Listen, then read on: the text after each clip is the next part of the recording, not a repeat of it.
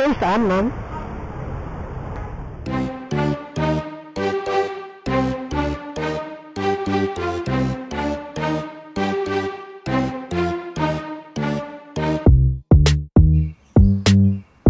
Magandang araw mga tropa, panibagong araw na naman ang biyahe natin sa Joyride. Palabas pa nga lang ako ng street namin ay may pumasok na agad na booking sa akin. Napakalapit nga lang ng pick-up location, 350 meters lang. I-pick up in natin si customer dito lang sa Primoglen. San Mateo de Marikina nga pala ang booking natin ngayon. Malayo pa nga lang ako ay natatanaw ko na agad si customer. Ayan siya, si ma'am na nakatayo.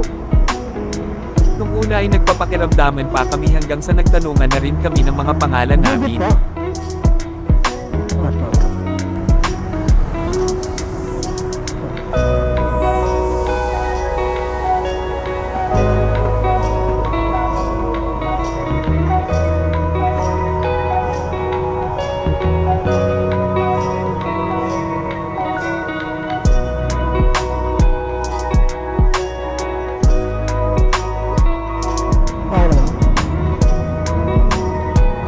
Sakay na si customer sa motor natin ay agad-agad na rin kaming umalis papunta sa drop-off location niya.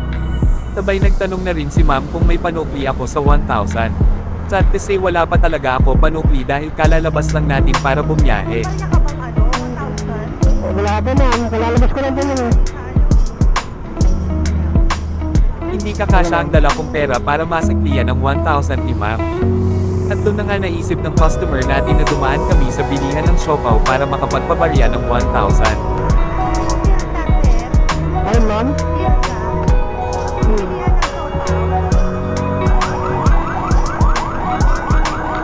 Pero ano naman ba, ma'am? Mga ilang minuto nga lang ay nakarating na rin kami dito sa bilihan ng siopaw.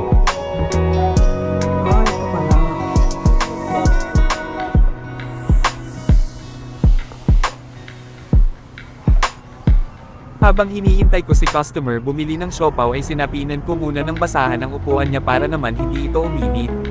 Isang plastic ng siopaw nga pala ang binili ni customer, mukhang magpapa-siopaw party si ma'am sa office nila. Pagkasakay nga ni ma'am ay dali-dali na rin kaming umalis dahil mainit na rin sa area. Maya-maya nga lang ay nakarating na rin kami sa drop-off location ni customer.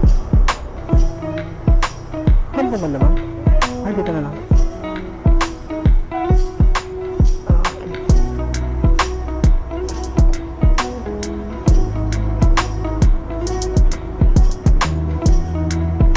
104 lang ang fare ni customer pero binayaran tayo ng 150 pesos.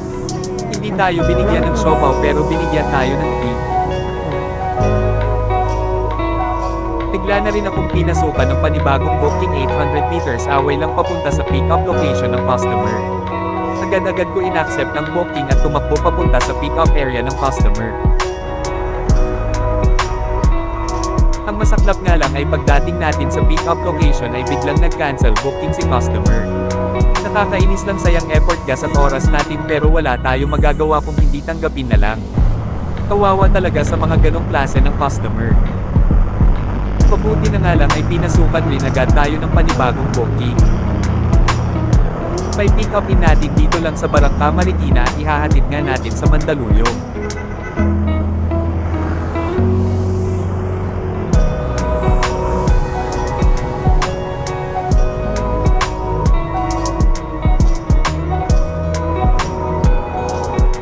Saan, ma'am?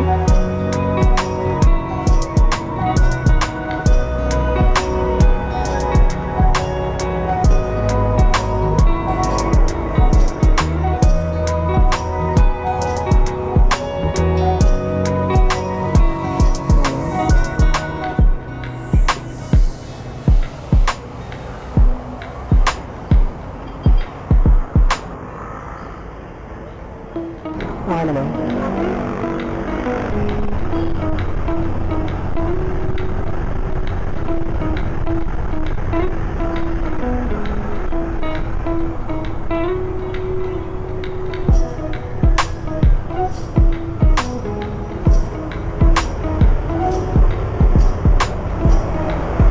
Maya-maya nga lang ay nakarating na rin kami sa drop-off area ng customer natin dito nga lang World Corporate Center. Nakapagalit. Doon na sa loob mo. Nakapagalitan ako dito eh.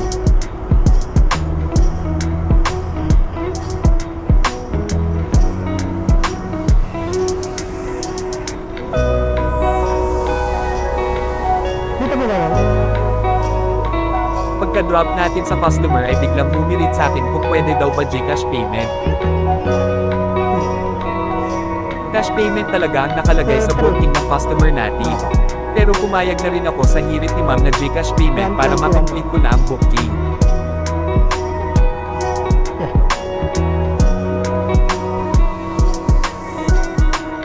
Thank you na. Dali-dali na rin ako lumabas dito dahil hindi tayo pwedeng magtagal sa area na ito kung wala tayo pick up or drop. At hanggang dito na nga lang muna mga tropa ang video natin.